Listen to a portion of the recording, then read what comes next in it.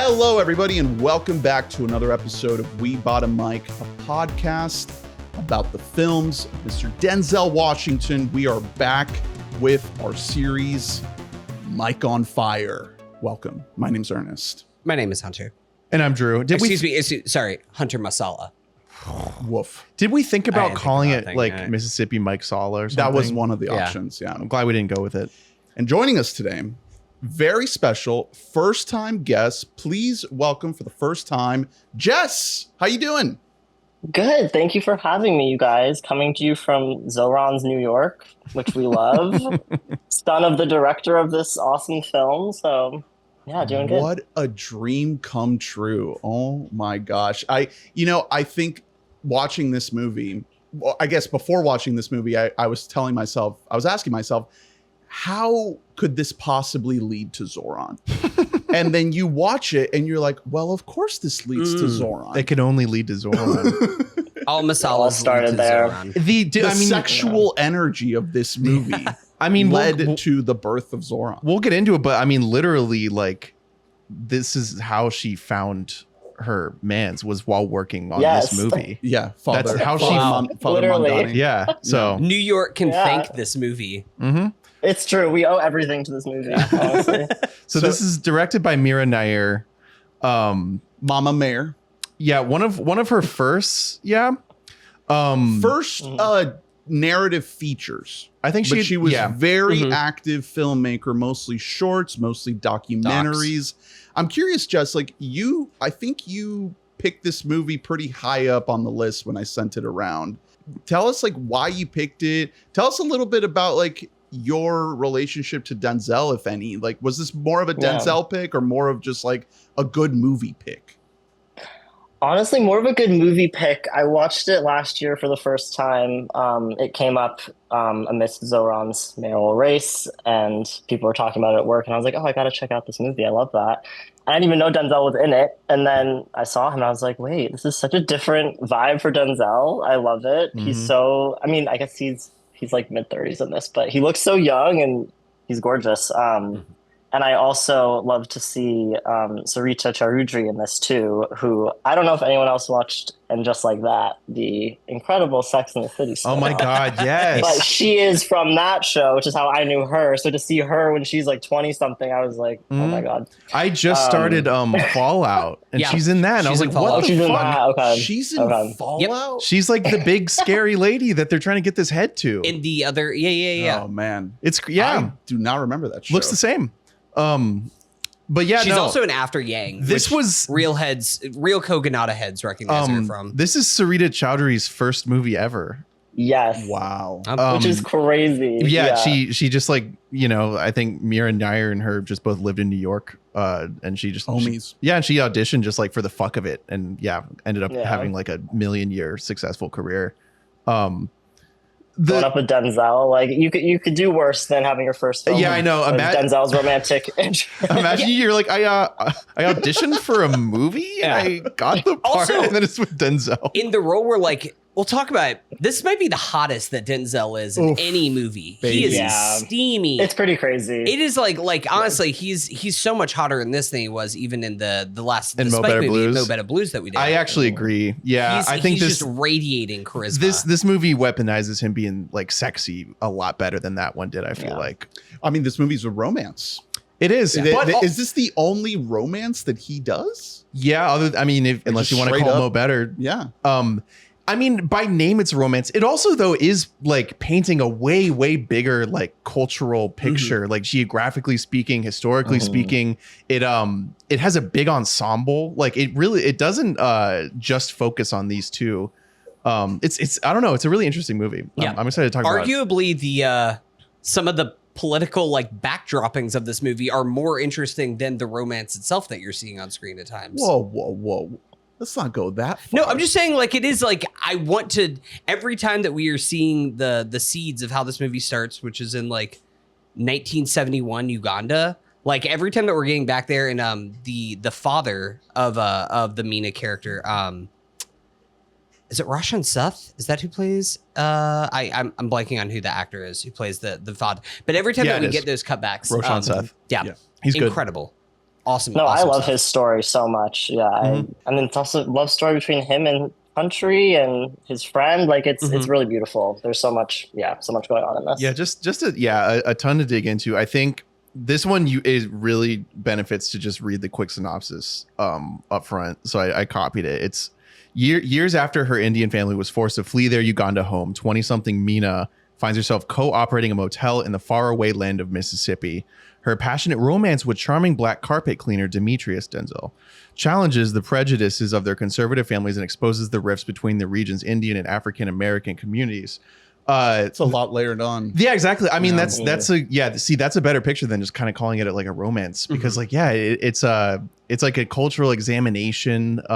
It's really funny because it feels like a period piece, even though it's not at all, except for the flashback sequences. It's just the South is so ass backwards and was in like 1990 that it feels like they're in like the 50s. Caught in the past. I'm sure if you go to this town now in like Greenwood, Mississippi, it probably still looks the same. They added like one stoplight, but otherwise it's the same exact. It's sad, but it's it's a little endearing. We live in the South, not as deep South as Mississippi, but still you find a lot of towns in bumfuck Florida and bumfuck Georgia. They look just like that. That look exactly like that. So there's kind of an endearing quality to this movie and how it portrays it. And yeah, I mean, these people live in poverty and they are sort of roughing it a little bit, but the movie doesn't want you to feel that. It wants you to feel the beauty of it. It wants you to feel like the excitement, the romance, the color that exudes off of this film is not just visually, but like spiritually, and emotionally.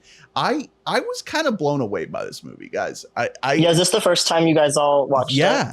You're mogging us right now. You're like, oh, was this y'all's first time? Oh, Yeah, no big deal. I watched it the first time a year ago. Yeah. So I mean, like you, Jess, I kept up with the Zohran campaign. I was very excited when he was elected. And at that point, I was like, man, I'm going to have to watch this movie. Because at that point, I was like, okay, kind of dabbling in Zohran's like rap career. And I'm just like, how far am I going to push this? The rap is family full tough. artist. And that's not gonna be the next series that we do, is just on Zohran's rap career.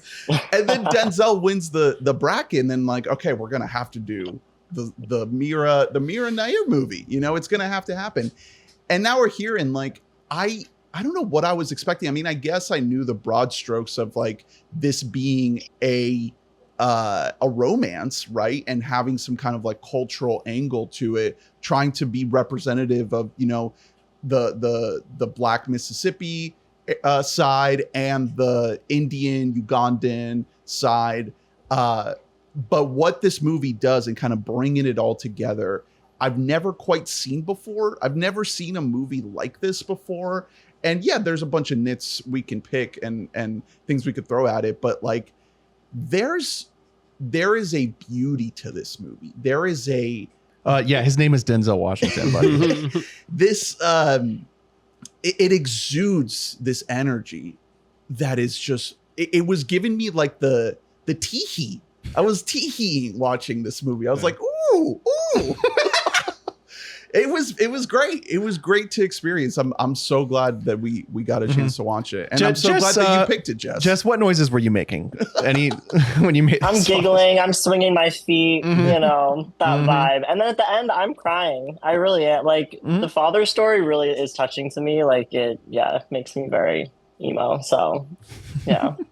But so overall, I love it. Oh yeah, overall, you're a big fan. Yeah, I'm a fan. When I watched it the first time last year, I also went in just thinking it was a romance and didn't realize it was going to have all this extra stuff in it. Yeah, it's super like, which I loved. It's super research based. Like there's that was a big part of the writing process. Was just like, I think it started just because doing research, Nair discovered that like in the South, I think she was doing another movie and she discovered that like all these Ugandan and like Indian immigrants, a lot of them sort of refugees, owned all the motels in Mississippi. And she was like, what the fuck's going on there?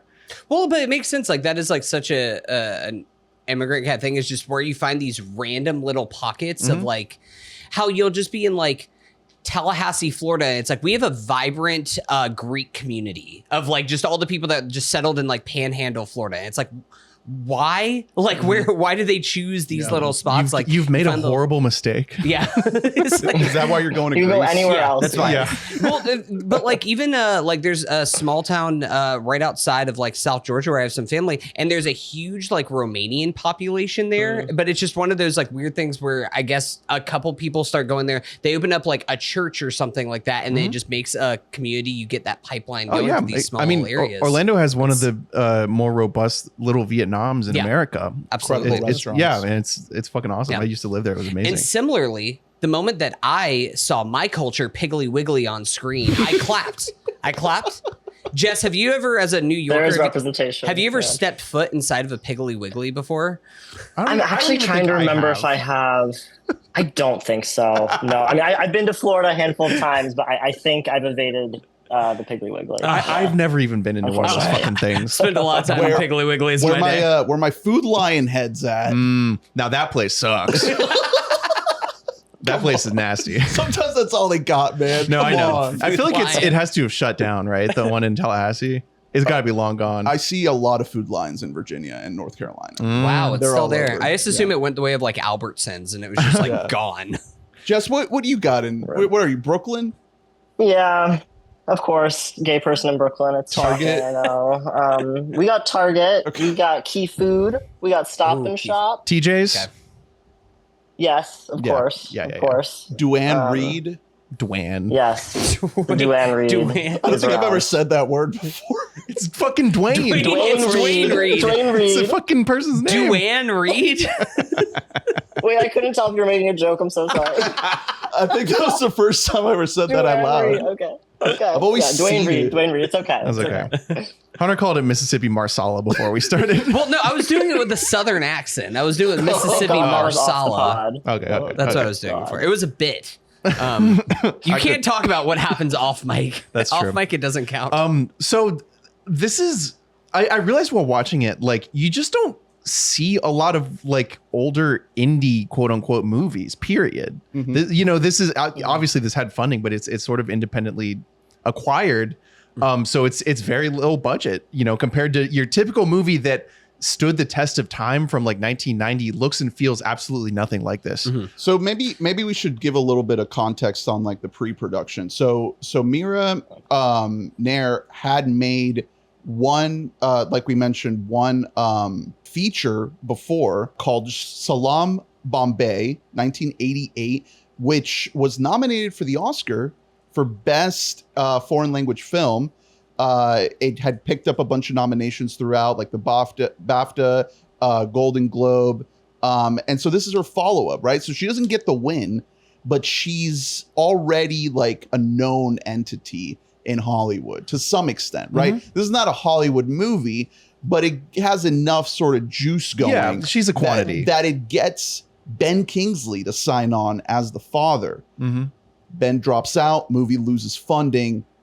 And I guess it's saved by Denzel joining the project. It's one of those things, it's an independent project.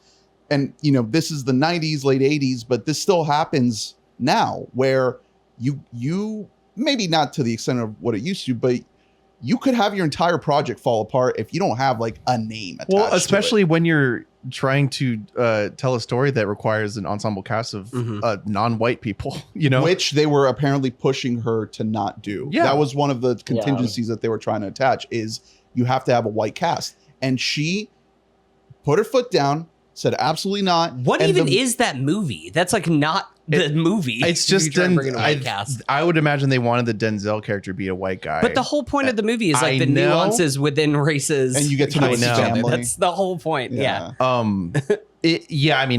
It's really fucking stupid. Thank God that this happened the exact way that it did, because I'll take this guy who plays the dad plus Denzel over Yeah. Ben Kingsley plus whoever would have not been Denzel. It does I open feel up- like it's a good trade. Yeah. Like if you put 1991 Ben Kingsley in this, like I do think that this movie has like some serious gas. It's at that also point. Like, probably it's- more about him. yeah, more I think about the maybe father. it becomes more of a 50-50 split instead of like a 70-30. Do we think? But Do we think Sir Ben? You have to call him Sir. Sir Ben, He excuse does me. require that. Do you think Sir Ben decided to make Schindler instead of this? It would have been filming. Yeah. Well, I don't know Schindler's when this 92, started. right? 93. 93. So I think that this would have been a little bit before Schindler, before that would have gone to pre-pro. Because But I think, Gandhi's 80s. Drew, it was a smart thing to call out kind of the indie filmmaking of this, because it's important to note that like 1989, Sundance happens and Soderbergh's Sex Lives and Videotapes, as well as that whole indie scene, really blows up only a couple years before this.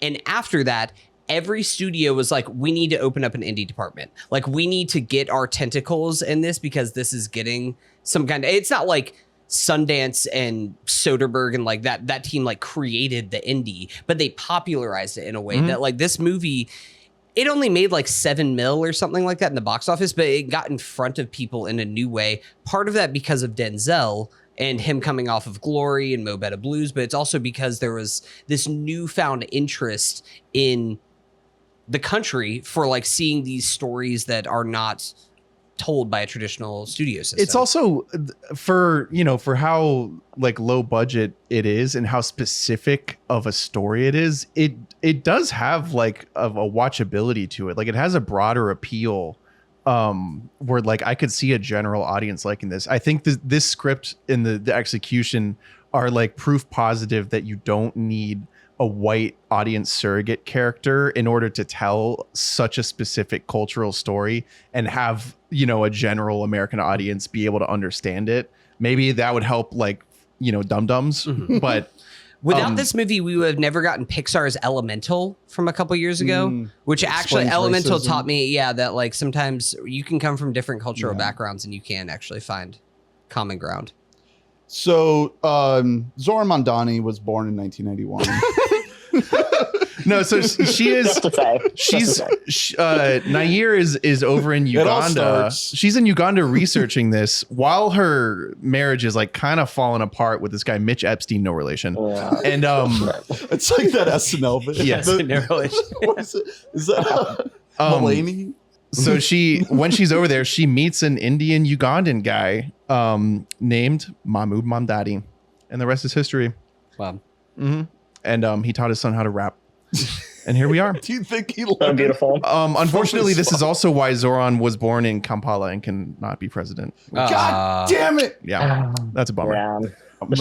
I'm gonna rage quit this podcast right now. Why'd you have to remind me of that? Every day I go to sleep and I try to convince myself that Zohran can run. I mean, there's no rules anymore. I was gonna say the That's Constitution might be like on fire in like 6 months, so who cares? Yeah, we might even make it that long. Yeah, so we'll 6 see. months might be really generous. Yeah. Meanwhile, That's pushing it. there's like a glowing, beautiful dome over your city now, Jess. You're like, Yeah, I'm not gonna lie, it's pretty good. Yeah. For now, for once. You're in Sharia law though, right? Like you have to pray like 6 times a Mamdani day. Stone is real. Yeah, it's true. It's true. But we just survived Eric Adams for so long, so you know what? We deserve this. We deserve this. what really, I think one of the most interesting, entertaining characters I've ever seen in my whole life, Eric Adams. There are wormholes to go down with that guy. He's so confounding as a person. What is it that No, finally there- did yeah. him? It was like Turkish. There was some something? turkey stuff. Yeah, just casual. As stuff it with is. that. Them Yeah. giving him money. Have you seen the video always. of him like in like a staged like child's room showing parents where Yes. their kids' drugs might be? Oh yes. If you have not seen, yes, I It's highly the recommend. funny, it's like you're not a real guy, and you definitely could never be elected to office. You're too fucking. Anyway, It's unbelievable. No, it's really unbelievable. So anyway, back to the film. Anyway. Was Eric Adams born in America? Like, can we vote for him to be president? Yeah, probably. Okay, cool. Yeah, yeah. Wait, this is. I gotta show Hunter this. It's this. Oh my right? God, yes, I've Yeah. seen this. I have seen this PSA before. That's so funny. I blocked that out from my memory. So Sarita Choudhury is she's actually the lead of the movie. If I were to have to pick one, She's also like one of the most Yeah. beautiful people I've ever seen Listen. in my life. yeah, She's so it's so awesome. she was at NYU studying like economics, and someone was like, Whoa. hey, what are you doing? Are you She's dumb? really pretty. You should do something else with your Yeah, life. what are you stupid? Get in front of doing the that. fucking camera. Yeah, like she's like wildly striking looking. Like she just like looks like a movie star.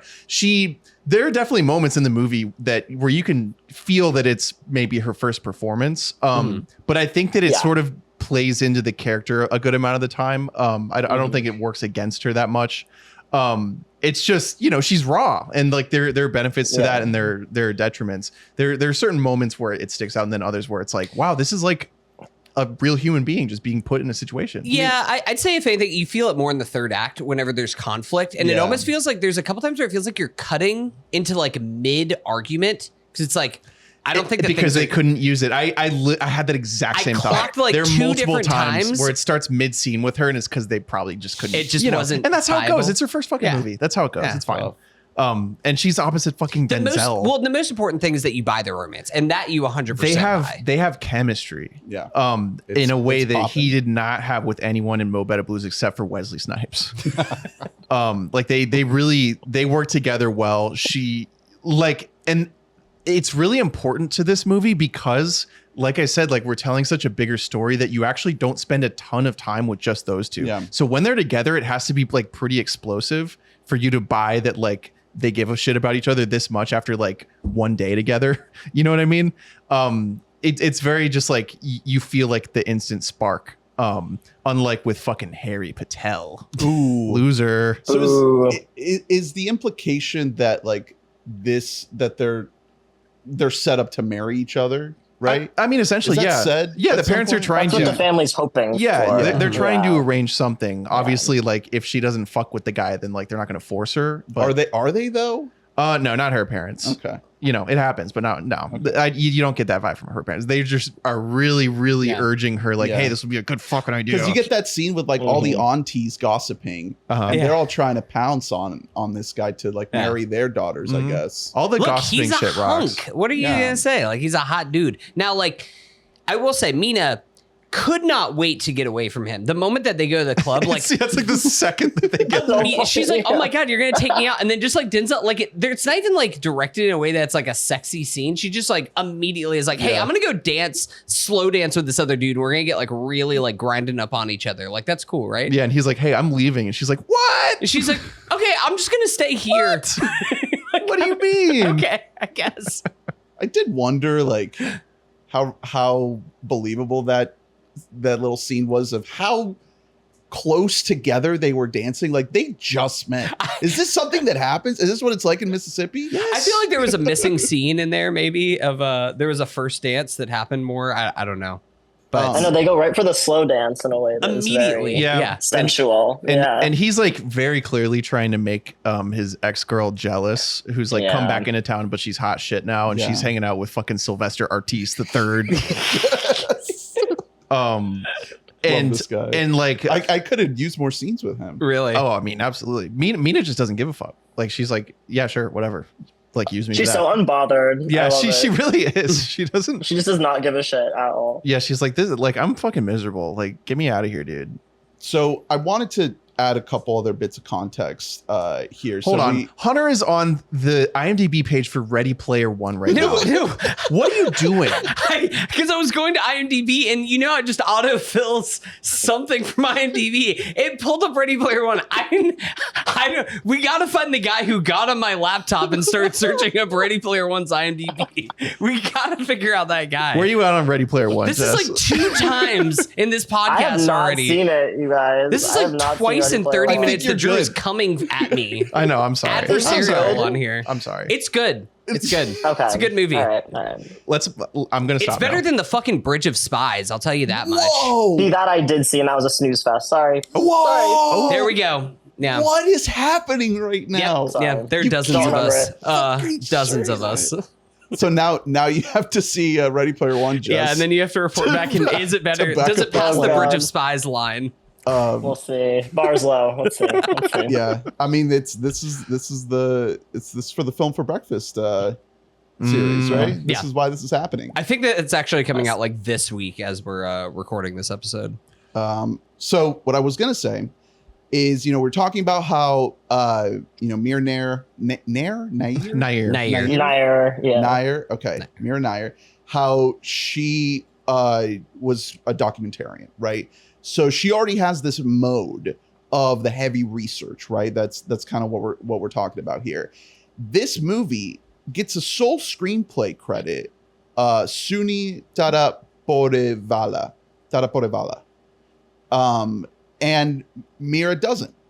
And I think that's so interesting to kind of bring you into the balance that this movie's trying to strike, because clearly once you see it, you can tell that Mira's inserting a lot of her own experience and her sensibilities as a documentarian, and yet you get this lone screenplay credit. So I think that that's really interesting. Maybe that's just a WGA rule, but she wrote like 4 or 5 of Mira's films. Yeah. But okay, so that's the other part, is like this close collaboration, right? And so, you know, you're bringing in this first time actress, you're bringing in this kind of up and coming, like would-be legendary star in Denzel, essentially. So it's an interesting mix. It's an interesting masala, if you will, of spices, right? It's like you're getting all these things sort of getting ready to pop. And yeah, like you're saying, maybe some of the editing is off. Like maybe it's not as sharp as it could be. Well, like the final product. It's an indie movie, you know? But the pieces that we're bringing together here are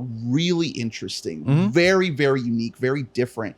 And I think that all of these pieces coming together is very, very promising. So we kind of, just to start the plot in the beginning,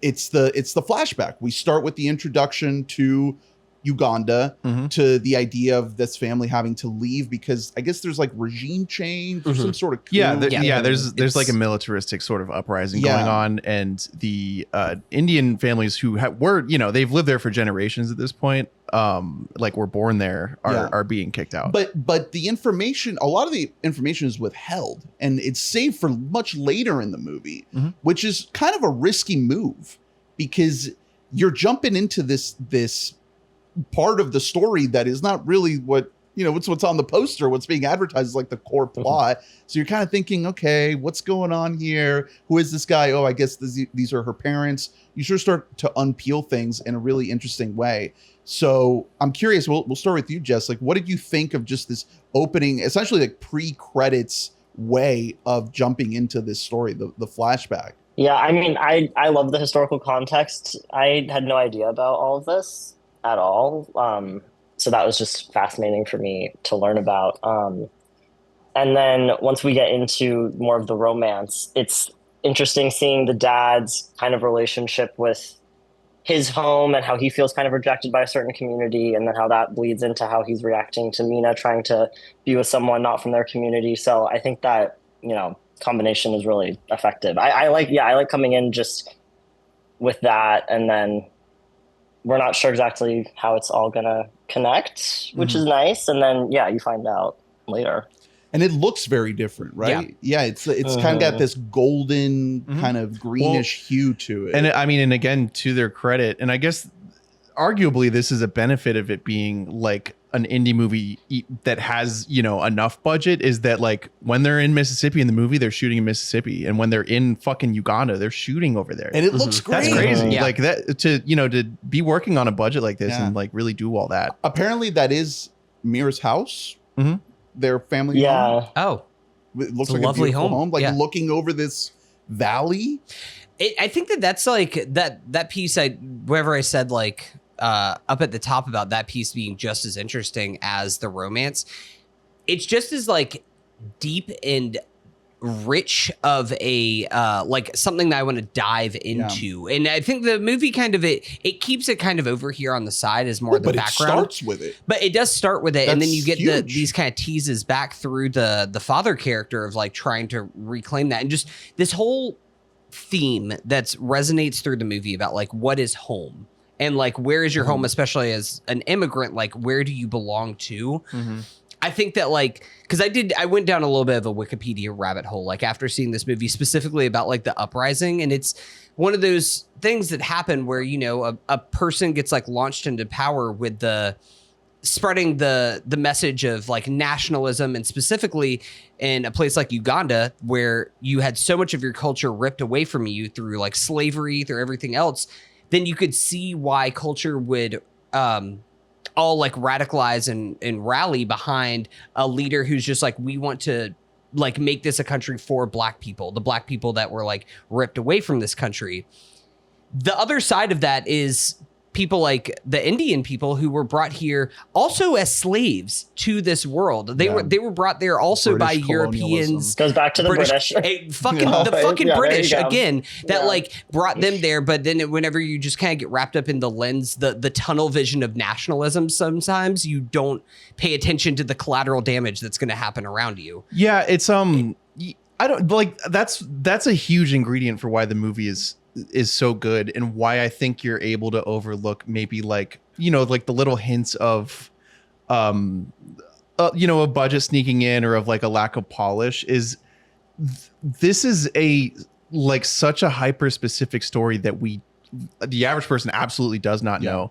And it just also is examining a very, very common phenomenon that just isn't in the movies, which is where marginalized communities live in America. They're different groups of marginalized communities. It's not just one homogenous group of people who are marginalized. And so their cultures like bump up against one another.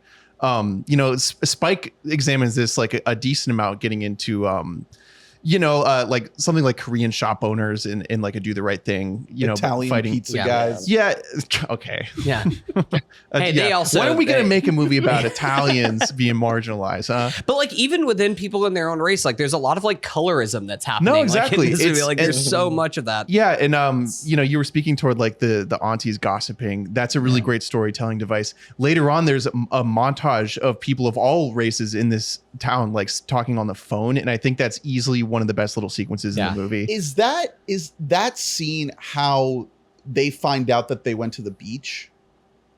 What do you mean? Because I was confused how the Indian it's just that homies- guy. It's just like that one guy who sees them mini golfing and then is just like at the beach again and just sees him. But how did the Indian homies know to come to that beach? They just hang out at Biloxi. That's just like what you do in small town is like, that's the, to them, that's like, that is the big city. That's going to the big city. They're just there for a little Biloxi, trip, Mississippi. Yeah, so I guess Boys trip. they like see his van. Yeah. Yeah. Bro took They his think they van. see them, and then the next day they see the van, and they're like, and then they barge into the hotel room, and I'm like, okay, Yeah, that's a and then little they're too like, much. "We're arresting you, Denzel," and it's like they broke into Right. his room. Mhm. What the fuck is that? We're gonna spoil this movie. Yeah. It's on HBO Max, Criterion Collection. Yeah. Did anyone crack the crate? I didn't crack this crate. Okay. I had to decide between buying this or Devil in Blue Dress. Okay. We'll see if I made the right decision. I'm definitely gonna buy this disc. I love this movie. I want it on my shelf. But yeah, we're gonna talk in detail. So go see it. I'm glad it is very accessible. I'm glad it has this like new Criterion release. It looks beautiful. But I wanted to call out 16-minute mark title drop. Let's fucking go. You love to see it. Were there credits involved with that title drop or no? Well, you get a little credits. the slow And then you get an extended flashback opening sequence, and then you get a little more credits. Yeah. And then you get the title. Credits in the You've got the beginning. map, yeah, Yeah. Credits in the beginning, people. Mhm. yes. Do it. Come on. Great font. Ooh, I hate when love I'm this watching a font. whole Amazing movie font, and after yes. 3 hours I'm like, oh, it was Oppenheimer I was watching. Like I wanted to know at the Where are beginning. the titles? Why are Yeah. movies not putting titles in the beginning? I gotta know these things. Enough of this. Hey, yeah. apparently Mandalorian and Grogu has titles in the beginning. Jesus I've heard Christ. Oh, now I'm seeing Tell- it. Yeah. of Jeremy Allen White being second build. Wow. Yep. Well, where's Grogu build? He gets the introducing Grogu as Grogu. I'm not gonna watch. You can fucking pay me to watch They that should movie. have called you, it you couldn't Baby put Yoda. a gun to my head. If the movie was called Baby Yoda, it would make $1 billion. This has been an ongoing bit that I'm going to make Guy. We're going to be in Rome next week, and I'm going to be like, babe, I'm sorry. I have to see The Mandalorian and Grogu right now. She's The gonna Colosseum leave you. can wait. Gonna I leave. need to see The Mandalorian I'm and like- Grogu. That's real culture. Yeah. If I'm like a Roman like pickpocket, I am waiting right outside that theater. Just there, like, That's the most robbable people on earth. So we're in Mississippi. It's many years later. It is what, like 17 years later? Yeah. Something like that. And essentially, you know, we get introduced to Mina in a grocery store. And then she has like a giant cart of like 40 milk cartons. Fun stuff. And then she's driving home from the grocery store and she gets into a little fender bender. Mm-hmm. And wouldn't you know, she hits Denzel's carpet cleaning truck. And then great meet cute. This is what I'm talking about. Perfect. Like, it's not too much. You don't roll your eyes. Well, no, because it. they don't like fall in love in that scene at all. But it's like, it's such an efficient way of like, yeah, of course you'd exchange numbers if you fender bender. And they also just bump into a white guy who like doesn't matter. And that's another, again, there's just an amount of like subtlety and specificity when like, you know, we're coming off of like Glory, which is just so unsubtle in the way that it tells its sort of racial story. And this paints in many shades. Like I don't know. I like the restraint that was shown, where it's just like it's enough to show you like, oh yeah, every group here absolutely does not like each other. Yeah, but it's not like the fucking RZA movie. Yeah, that we watched. Turns out there's a wedding. There's a wedding on. So our whole crew, our whole Indian crew is all decked out. This is one of the best parts of this movie is just seeing all the beautiful outfits, the culture. That's what I was going to say. Is the culture and like the family aspect of this movie is probably my favorite thing about it. Like whether it is like just close family, like actually like whenever we have the cookout with Denzel's family, which is probably my favorite scene in the entire movie, is meeting Denzel's family. That's such a good scene. It's a perfect scene. I love everything. I will be submitting the apron into the best fits category. It's great. What does it say? I wrote it down in my notes. Yeah, well, fuck. It's great. Also, it's like Born to Grill or something. Gotta give a shout out to Grill. Yeah, Dress to Grill. Dress to Grill. Great. Dress to Grill. I got to give a shout out to, I think the brother's name is Dexter, who's rocking the plastic clock around his neck. Like he's like Dollar Tree Flava Flav. Is this the brother and I really that's like that. Trying to hit on Mina every No, that's Tyrone. No, Tyrone has to chill the fuck out. he's gonna push it too far. He is getting scary. I really like the actor. He's an actor that like great. He ended up having a long career. He's been in a million things. You But can't Charles have Dutton. everything you say, every word you say, be like a borderline like harassment. No, little HR. Hello, like what's happening? Also, he has no like. It doesn't matter if it's his brother bringing home a lady. He's just like, well, I'm just still gonna go hit on her. Like, what's this deal? Do you think it's because he like kind of knows that he's got no shot if fucking Denzel is after her? Yeah. He's like, I'm just a joke. He's gotta shoot your shots. Yeah. So, that whole sequence is great. The grandfather who can't hear anything, who thinks she's from Indianapolis. That grandfather's the oldest man I've ever seen in my whole life. The dad is absolutely lovely. I think he's very well written too. Like he's just like tender enough, you know? I love him. Yeah, he's very, very sweet. Their whole family dynamic is lovely. Yeah, it feels real. I mean, both sides of the like the family dynamics feel very lived in. I could have hung out at that like outdoor little sort of the backyard for forever. Yeah. But I mean, like on the flip side, whenever you see like Mina and at the wedding and everything like that, like you of course have like her immediate family with her parents, but you have the community, but the little cliques within the community that you kind of talked about before, are really fun. They had so much like depth to this community because it's not just everybody peace and love all the time. Like so catty. So the movie's divided into like these thirds pretty cleanly. You know, thirds and then like a beginning and end. Right. The kind of act break, I would say, is the dance sequence, because that's basically like, okay, you're bringing your two lovers together on the dance floor. You know, they're maybe standing a little close, maybe leave a little space for the Lord. But they don't. They don't even fuck that night. Relax. They don't. Well, relax. That's what I was gonna say. They don't even kiss. Nothing. No, I know. Yeah. The middle third is them sort of getting to know each other in a very deep, very sensual way. Yeah. And we the like next got act a borderline break, sexting or like sex talk kind of scene. Oh my God. Like it was just like Great it was about to scene. happen. Like very steamy. Pants were off. Like she Oh, was yeah. ready Fully to go. That scene opens with a hard cut from the dad to Denzel laying on the bed with like a green tank top and his tummy's out. Like, oh hey girl. It is so funny. Yeah. And then it Armpit cuts to the her, sky. and her tummy's out. Yeah. We're gonna take her down. hole is Olive's All of it's out. Her hole is out. WHO. Yeah, it gets really steamy. I mean, and again, I don't know, because Mo Better Blues did get steamy, but those scenes almost felt like they were more about how well shot and cool they looked than they were about like communicating true feeling. This movie's both. There's just feeling in There's in like the a scenes. neuroses in Mo Better Blues that is not in this. There's a lot more like genuineness in these relationships. Yeah. So where are we at? My favorite scene happens in this middle chunk. It's them walking, or they have these two walking scenes. Which one is okay? So it's their first kiss. Them walking on the bayou. The bayou. Yes, yeah, that's my favorite scene as well. Right after the barbecue. One take. Yeah. The whole thing. And man, they both fucking kill it. It's just so good.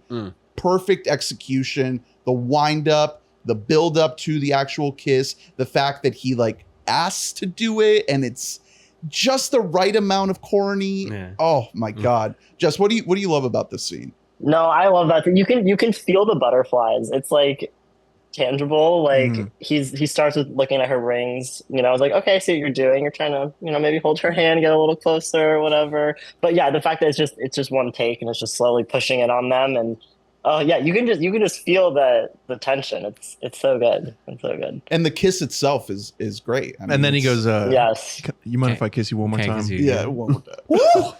Rizzler. And the energy that's captured in this scene kind of carries you through the rest of the movie in a big way. Like this is kind of almost exactly the halfway point of the movie. So you've had a lot of buildup, right? You've gotten to know these people relatively well. I mean, especially Mina with her whole family backstory.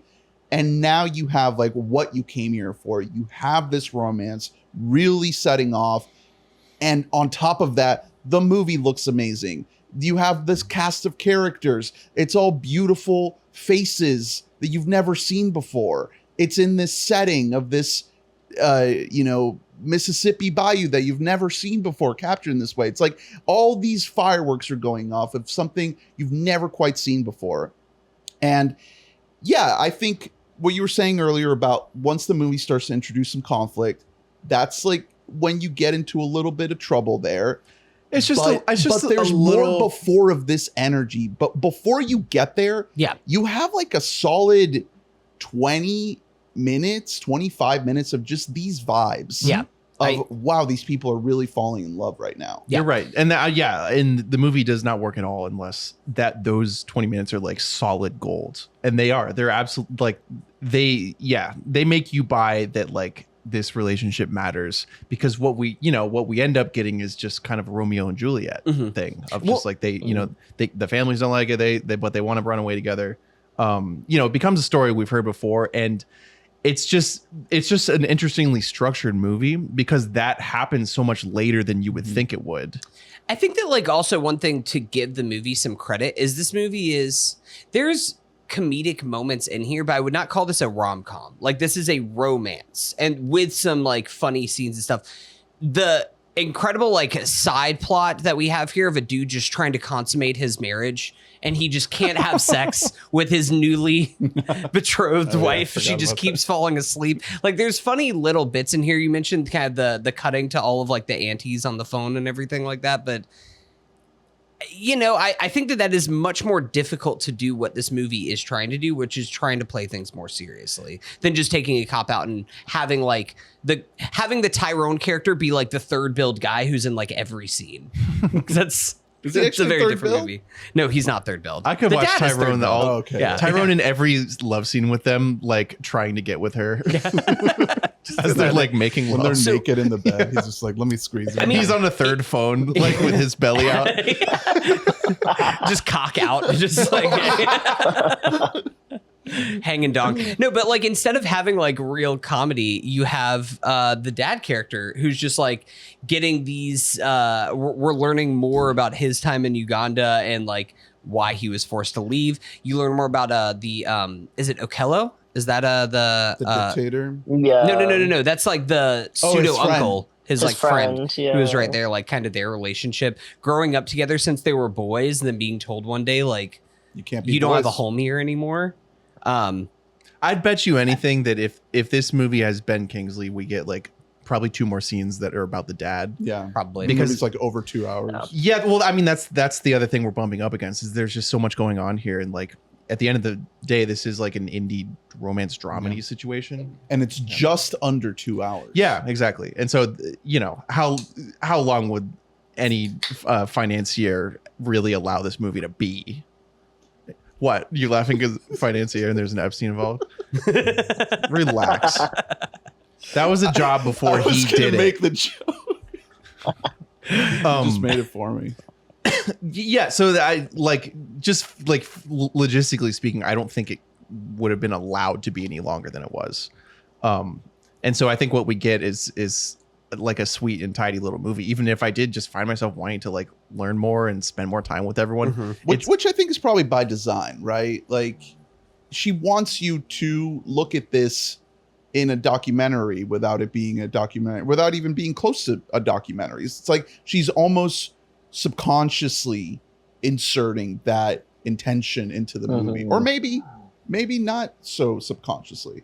Yeah, so if we're trying to act realistically, make an edit here, like because like she is clearly really good at montage, maybe a little montage of them hanging out more, just because toward the end when they're fighting and like she's like, you haven't even asked me a single thing about me, you're kind of like, you've been on 2 dates. Well, and you're like, yeah, no, they definitely like haven't talked at all about each other in any way. Like, they've just kind of been fucking. Did fuck. Yeah, exactly. So you know what I mean? So like something to feel like they've like spent a little more time together, even if we can't make the movie longer. Yeah. Jess, what do you think about like the father stuff that's happening in here, and then kind of where we end up in the third act as things kind of come to a head? I'm so intrigued by the father. Yeah, upon this rewatch, I just see his kind of journey parallel to hers, in that he was rejected by a community that he's not part of, and so he's very wary about her trying to be involved with a community that she's not part of. I mean, I love the conversation that he has with Denzel at one point, their little argument where he's like, people stick with their own kind, and yeah, Denzel kind of fucking eats him up. He tells him. No, he does. Yeah, he really does. He's like, I know struggle, sir. Like, please. That's a great sequence. Yeah, I mean, right now, yeah. I think this movie does such a good job, I feel like, of doing these scenes where we're talking about racism, we're talking about culture, but it doesn't feel so on the nose. It doesn't feel so explainy. Like it does have a sort of authenticity that it's like these people are just having a conversation about their backgrounds, and it just feels very real. Yeah, and it also doesn't feel like miserable. And you know what I mean? It's not all about that in a way that's like designed to make you just feel fucking awful for everyone involved. Like these are dynamic humans. That's not the only thing about them, is that they are being they're victims to like an unfair society. Yeah, they have a ton of shit going on, and that's a huge part of it. Yeah, but it gives all these characters like the honor of being a whole person. I think like they're just talking about their experience. Yeah, it's, and I think that it's not like the themes of this movie are not heavy-handed. It's in some of the conflict of this movie that is a little bit jumbled. Like, I think that the themes of this movie are actually really beautiful. I think that it does a good job of kind of laying those seeds throughout. It's where we're getting to the end of like where things are starting to come to a head. And so you have like, we talked about it before, but like the Indian dudes that like break into the hotel, and then he gets arrested, and then like Denzel is going to lose his bank loan over this for his business, so then he has to sue them back, and it's like you definitely like kind of set the seeds for some of these things, but it's just like that's where it's just like, what are we? It becomes a little messy. It's just moving really quickly. Yeah, it's really messy, kind of right there at the end. But I think that the main overarching theme here ties really well with whenever the dad goes back to Uganda and kind of realizes like, this is not my home anymore. And it gets a little corny where he's just like, home is where the heart is. And That it's like, is okay. nice. That is sweet and nice. No, it's sweet. It's sweet. It's kind, but it's just like, that is something where that is kind of the movie in a nutshell, is like that we are all have so much baggage and background that we bring with us. And you just have to kind of find your communities where you are, acknowledge that those communities kind of are you, but then leave yourself open to invite other people into your home to become part of your wider community, your wider net. It is a little corny, but I like it. Yeah. What can I say? I'm crying. It's making me cry. It still made me got a little. We can acknowledge the corn, but yeah. I love For sure. the very last scene. You know, it's like you have this kind of shakiness as you get to the end. And I think the movie absolutely nails the ending. The button that it leaves on him just kind of walking out. I don't think they did a good enough job of seeding like his sort of complicated feelings about black people, like maybe racist feelings. Like they could have sort of, you know, let you know more about what's going on there, but you have enough so that he gets this great moment of him in this dance or like next to this dancing woman, all these people surrounding her, watching her. And then a little boy touches him and goes into his arms. It's a beautiful and scene. You just cut to Like credits. the most tender thing ever. Yeah. That's a cute little fucker they got there. Cute baby. and the filmmaking, again, it's like it's almost documentary. I mean here. that like actually is though. Like those are just people out there. You know what I mean? You Like think that they just wandered into this situation, that it wasn't created for the film? I mean, if it was created, it was just like a kind of like, hey, everyone come outside. Yeah. If you wanted to Yeah. hang out and be in a movie. I would like to It's think so- that yeah. they just saw that happening and just filmed it, right? I believe it because you see people behind them that are just fully like looking at the camera. Yeah. Like if you're like looking the closely, little kids at the school. yeah, like they're not like playing Yeah. pretend acting right there. So Roger Ebert, 3.5 out of 4 stars. Wow, Raj, good on you, Okay. Raj. He's a big fan. Solid. What he says about Denzel, he is an actor of immense and natural charm. And he makes a good match for Sarita Choudhury, a newcomer who seems a little awkward in some of her scenes, but uses that feeling as part of her performance. Lovely. He just, I don't know. He makes it where every time I read a shit, I'm like, could our podcast just be like 10 minutes if we could just communicate like this clearly? This is he invented podcasts, right? That's the father. He invented talking about movies. Right. I have to wait to like read his shit until after I write mine. Listen to what he said. This encapsulates the issue with the movie so well. He's like, if I have a complaint about Nair's work, is that she tries to cover too much ground. She knows a lot about her subject, but should have decided what was important and left out the rest. There are really 3 movies here: The Exile from Uganda, The Love Story, The Lives of Indians in the Deep South, and really only screen time enough for one of them. And yet I do not complain too much because Mississippi Masala has the benefit of showing me people I had not met before. There you go.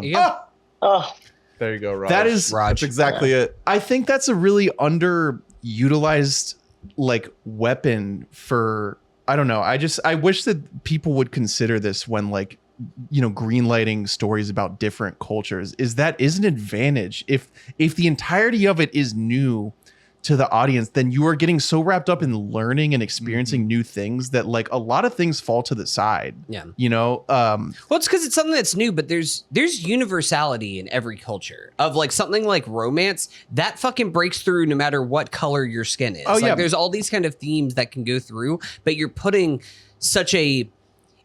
from such a different and unique place as like your starting ground that it makes it feel fresh. I'm imagining like a a bigoted white guy who's like, this movie taught me that actually other races are racist too, and so now I like them more. Yeah, they're just like me.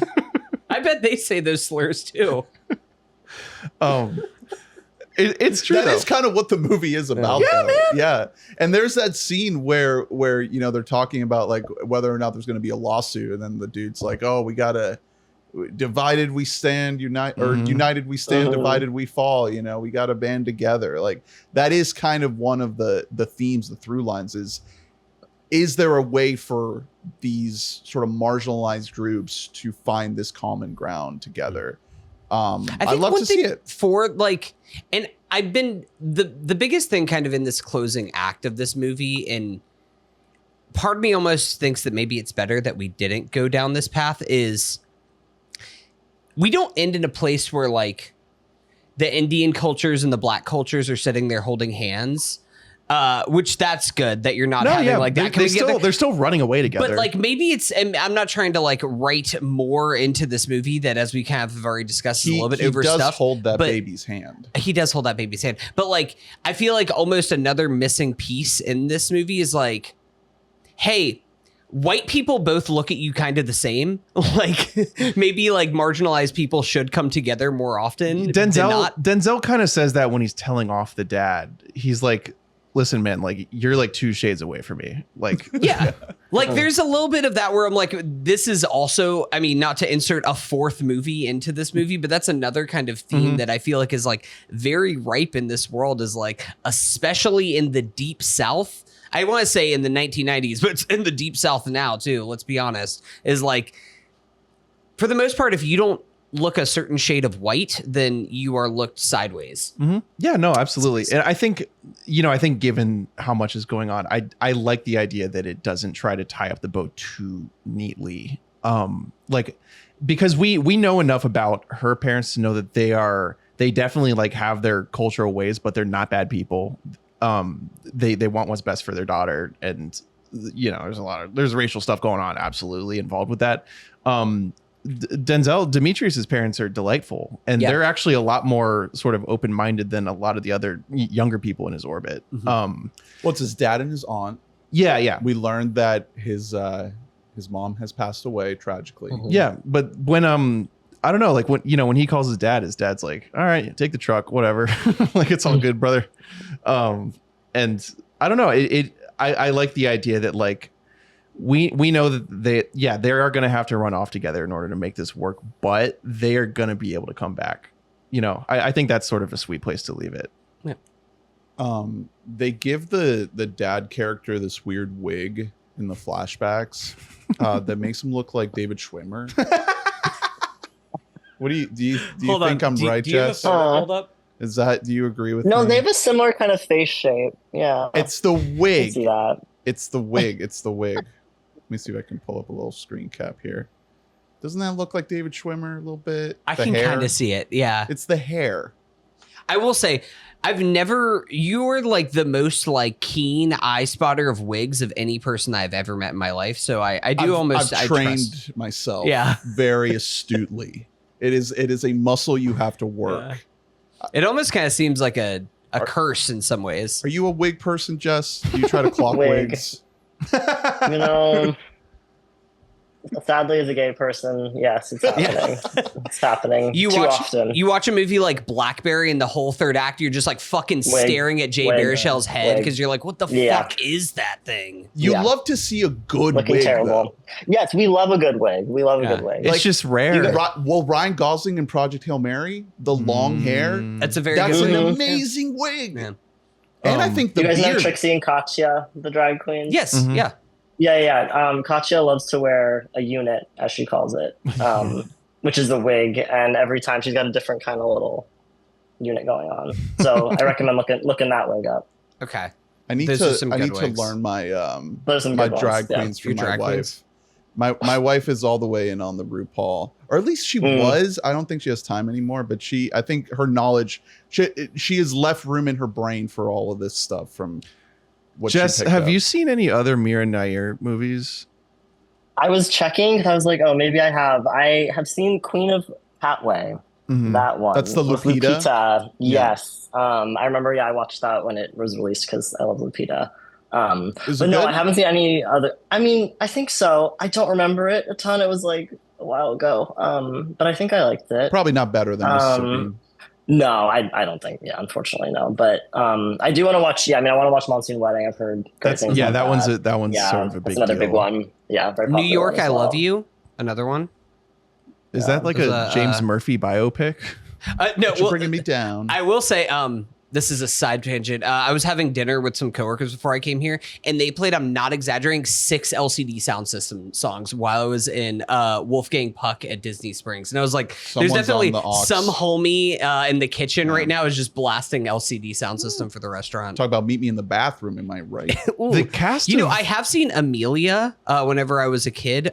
It's not a very good movie. Oh. Hilary Swank is Amelia Earhart. Amelia Earhart. Yeah. Oh. I hope this got a good paycheck. Yeah, for I was gonna say this is I hope Mira got paid. I hope that like she put our boy through college or something like that off of the paycheck from this one. Or I think Zohran has like some kind of music credit on one of these movies. yeah. What's his IMDb? What's the Zohran IMDb? It's a great question. Ready Player One. Yeah, he does have an IMDb. It looks like he does have he has actually appeared in some of these films as a Bookie student in Queen of Cotway. as an actor. Self. He's been in one thing as an actor. Music department. His mom was like, "I'm sorry, kid, you don't got the juice." Yeah, it's Queen of Catway. That's the one he got the music supervisor credit on. But you know, he's around. Mhm. You know, he's feeling out Yeah, the of vibes. course. He's checking out craft services, seeing if they have like any apple slices with peanut butter. You know, he does have a soundtrack credit. Oh, he actually. Wow, Jess, you may have to rewatch Queen of Catway. Zohran has 2 song credits that he performed on the soundtrack. Okay. Wow. Actually, Might be time for a rewatch. Is it in the movie or is it like this is playing over the credits as everybody's like what? oh, what are we I haven't talking seen about it. on Is here? he don't know. rapping? I think He's- three, 2 songs he has performance credit on, and 1 song he has writing credit on. Okay.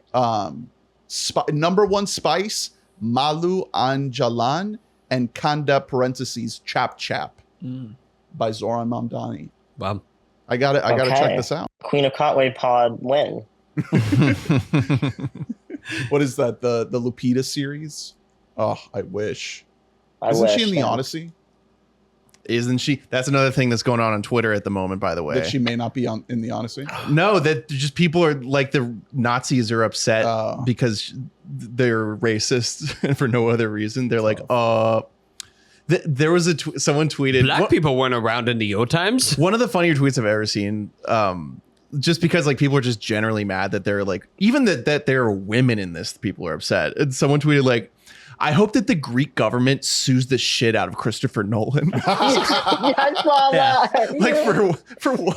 There should be What? there's like Exactly. a 13-year-old boy in the Anne Hathaway parts. Yeah, like the Greek government like owns the IP of like gods.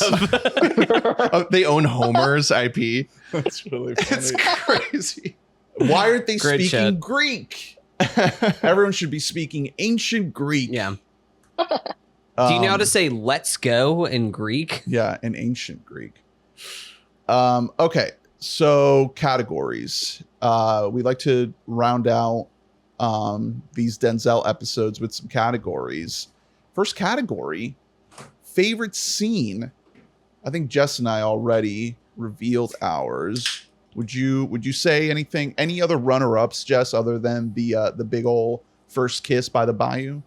I mean, scene with the dad, love that one. And then just vibes wise, I love when he's dancing in the bar before they start slow dancing. Mm. He's got his little like they're all doing like a coordinated dance, and Denzel dance. I love it. Love that vibe. That whole scene rocks. Usually so fun. I love how small that dance floor is. Yeah, like they're really just, crammed in they're just there. in like a dive Yeah. bar. Oh, yeah. It's very cool. Oh yeah. Love that. That place is awesome.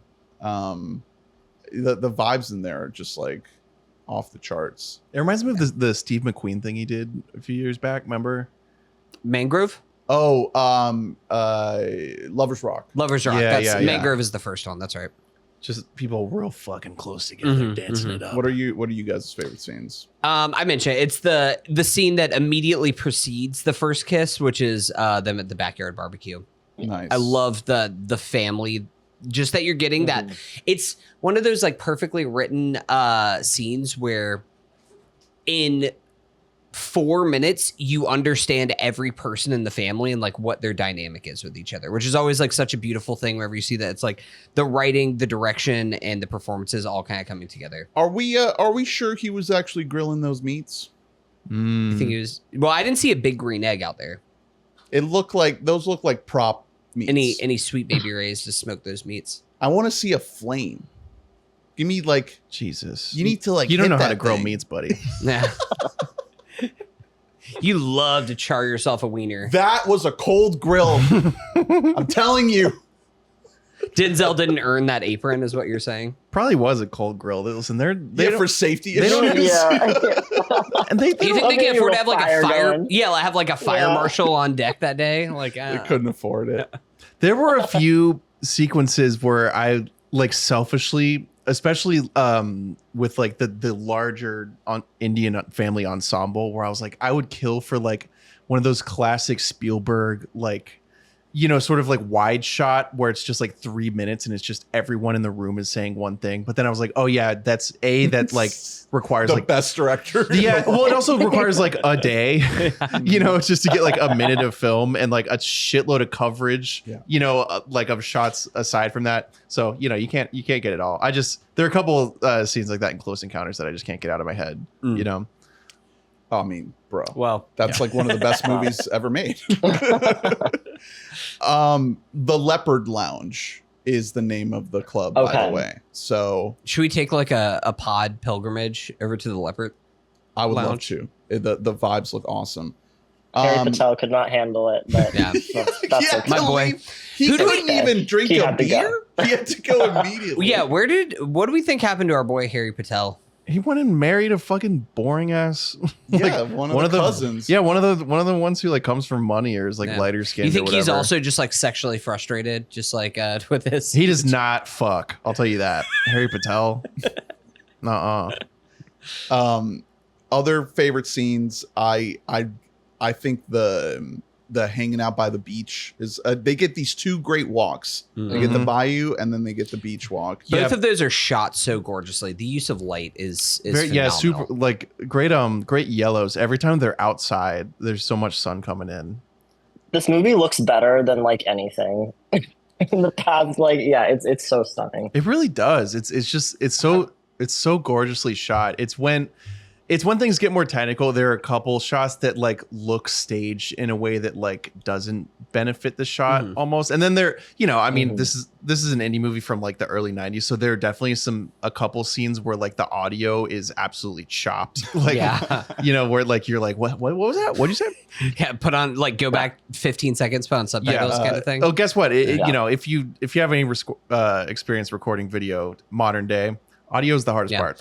It still Yes. sucks. I'm glad we It is. talked about the It is. visuals of this because that almost made me want to go back and watch Mira's like her documentary work between the Ugandan stuff. I'm like, I want to see like what she's like as a documentarian of just like pointing a camera at things and investigating. So I did see like I saw multiple reviews of this that did mention that like by the time she gets to, you know, a little later to something like Monsoon Wedding, her command of the camera is like so strong. You know, Wow. like where it's just, you know, she's got the vision, and you can see the beginnings of that in this. Did we shout out Edward Lockman? I don't think we said his name yet. He's the No. cinematographer Yep. for this film. Damn. Really, really stunning resume that he has going. I mean, obviously he's done a bunch of random stuff, but he has True Stories by David Byrne. Oh, Virgin Wow. Suicides, the baby. Limey, Steven Damn. Soderbergh. Okay. Virgin Suicides is one of the coolest looking fucking movies. He shot Carol by Todd Haynes, which is an incredible looking film. Aaron Yeah. Brockovich, let's go. Yeah, hello. And Okay. your favorite movie of 2024, Hunter, Maria, the Pablo Larraín film. hey, that's a movie that exists and that we all have fond memories of. Yeah. Wiener Dog 2016. A couple other Todd Haynes. I'm Not There. That's an awesome looking movie. Yeah, I'm Not There is a sick one. Yeah, just wanted to shout him out. He also did a bunch of a bunch of documentaries and some TV. All right, next category. recaging, re-Robin, re-Tom and Couch. This is maybe the hardest we'll ever have to deal with. We are doing what the execs wanted to do to this movie. Of like, we gotta get some fucking white folks in here. So where would we put Nick Cage? Here's the thing. If we put Robin in this movie, he's saying something racist. And there's no way around that. Like, he's not doing like it's either Indian stand-up. racist or He's Black doing some kind of Robin stand-up. is playing one of the Indian people. Oh no. That's where I was going with this. Is like I don't want him to. He's assimilated himself into the culture. I don't want him to do that, but he is definitely like in the motel. Like 100%. I don't want that. You know he's doing a voice and everything. Yeah, and you just don't want to see and he's doing it pretty well. Yeah, that's the thing. This is awful. This is the most unfortunate category segment ever. Tom Cruise is definitely, if we're gonna put him as one of the Indian guys, he's definitely the guy. We don't have to do this with all of them. He's definitely the guy who's just like entering Denzel's room and it's just like, hey, what are you doing here? Like that's he's Tom a crazy, Cruise. Yes, the crazy cousin. So yeah, in this that scenario, energy is Is this brown face? Is this like full brown face? No, I think we just don't God. acknowledge it.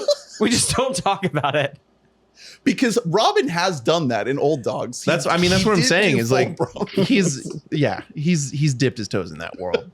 Tom Cruise, I don't know. Nick Cage can be the guy in the accident in the first scene pretty easily. Ooh, that's a great Cage. Sure. Tom Cruise, I think, puts on the Tropic Thunder suit and costume, and he's the one white guy in the montage who has one single line, and it's a line where he says the N-word and looks way too happy about it. You remember? Yes, I know the exact guy because I also clocked like, man, they didn't have to tell this guy twice what his line was. Yeah, it's like the meme where it's like, sir, that wasn't the line. You're supposed to say check, please. He's maybe that guy. Any ideas where Tom Cruise, Robin Williams, Tom Hanks, or Nick Cage are in as I this? was watching, I was thinking about it. Knew this was coming. Robin could be one of the guys in the restaurant when the dad's checking like behind the curtain. There's like that group of guys that's just like drunkenly throwing it. They all of them could just go in that little. The three of them. Yeah, they could all be in that. They're all like throwing an apron over Tom Cruise's head, and he's like, "Stop it, guys, stop it!" Because he can't reach him. Yeah. Do you put all of them together, or do you split them up? Like maybe each one gets a different curtain. A different room. Yeah. It's like, oh, this is the Cage room. I really hate to say it. There's no room. way around Robin Williams not doing something racist in this movie. Like there's no way we can't avoid it. It's not looking good. It's really not looking good. What if he's just in Uganda? Like, they're like, he's like, we have to get all the Indians out of here, and they just don't talk about him. Yeah, he's just hanging out. Maybe he's doing a Good Morning Vietnam, but it's Good Morning Uganda. Let's move on. Wait. What about the guy that's trying to buy the hotel room for like 30 minutes? With like the hooker behind him? That could be a cage right there that you have in there. Just like, he's like bargaining with the rates for the hourly rates as he like actively has a lady of the evening. Yeah, with that's like Raising Arizona Cage. Yeah. Also, it's like 4 p.m. Like it's like daylight outside when this guy's just like, I just need an hourly rate right now. He needs like 20 minutes. Yeah. Do you charge by the minute here? I think that would be a great Hanks in his Elvis getup. Oh yeah. Yeah. Oh yeah. He's flat. Yeah. Get him in there, dude. Elvis Hanks is all over this movie. Yeah. No, this is his universe for sure. Yeah. Yeah. At the bank, denying the Denzel. bank guy. Yeah. There's multiple bank guys. That's another. Yeah. Yeah. That's a good There you one, go. too. Oh, that guy sucked. You know who Tom Hanks could be is, in his character in Black Jeopardy on SNL for whenever they get in the car wreck. yeah. The He could MAGA. be that guy and the MAGA dude. He could do that. Let's move on. Okay. I think we've exhausted all the options. Most iconic moment.